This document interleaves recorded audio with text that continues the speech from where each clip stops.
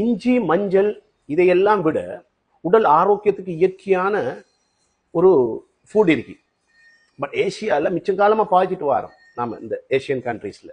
But அமெரிக்காவில் இப்போ ரீசெண்டாக தான் அது பெனிஃபிட்டை கண்டுபிடிச்சி அதுக்கு டேப்லெட் அடித்து அதால் அவங்க அடையிற பெனிஃபிட் இனி இல்லைன்னு இருக்குது. என்னென்ன பெனிஃபிட் தெரியுமா?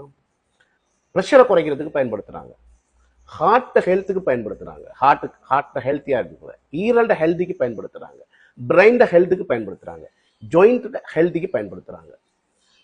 ஜாயிண்டோட ஹெல்த்தில் ஸ்பெஷலாக ஜாயிண்ட்டுக்கு பிளட் போகிறது கூட, அதோட கார்டிலேஜ் எல்லாம் அது சரி கட்டுதான்.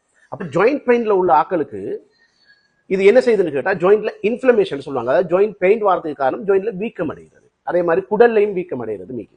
அந்த ஜாயிண்ட் வீக்கத்தை இல்லாம ஆக்குதுன்னு சொல்லி ஒரு 10 to 15 நாள்ல இந்த இதோட டேப்லெட் ஃபார்ம்ல எடுத்தா, அதாவது அதிகமான அளவுல எடுக்காம டேப்லெட் ஃபார்ம்ல அதுக்குரிய நெரிசலான அளவுல அவங்க சரியான முறைப்படி அடிச்சு இப்போ அமெரிக்கன் அந்த அப் கண்ட்ரீஸ்ல இது ஃபேமஸா இயற்கையான மருந்துன்றால எல்லாரும் எடுக்கிறாங்க அந்த அளவுக்கு.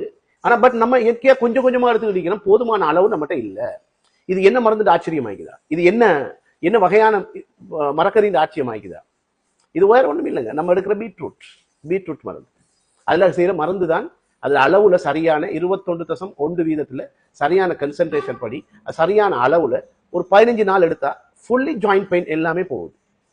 மிச்சமா நம்ம எடுக்கிற ஜாயிண்ட் பெயினுக்கு எடுக்கிற பெயின் கில்லருக்கு ஈக்குவலா இருக்குதான். அப்ப நமக்கு பெயின் கில்லரால கேஸ்ட்ரிக் வருது, வேற வேற பிரச்சனைகள் வருது. பீட்ரூட்டால் நமக்கு எந்த பிரச்சனையும் பெருசா வரப்போகுது வேண்டாம். மூத்திரம் மட்டும் யூரின் மட்டும் கலர் டிஸ்கலரேஷன், அதால ஒரு பெரிய பிரச்சனை. சைட் எஃபெக்ட் இல்லாத இப்படி ஒரு மருந்தை கண்டுபிடிச்சி இதுக்கு மருந்து சரியா தயாரிச்சு அந்த அளவுல எடுத்துக்கொண்டா இப்படி ஒரு விஷயம் இருக்கிறது. நம்ம பாவிக்கிற நம்ம நாட்டிலையும் வேற ஆசியா கண்ட்ரிலையும் இருக்கிற மருந்துக்கு நம்ம மகிழ்ச்சி அடைய வேணாமா? இதை நம்ம சரியா பாவிச்சு நம்மளோட வருத்தங்களை சுகப்படுத்திக் கொள்ள வேணாமா?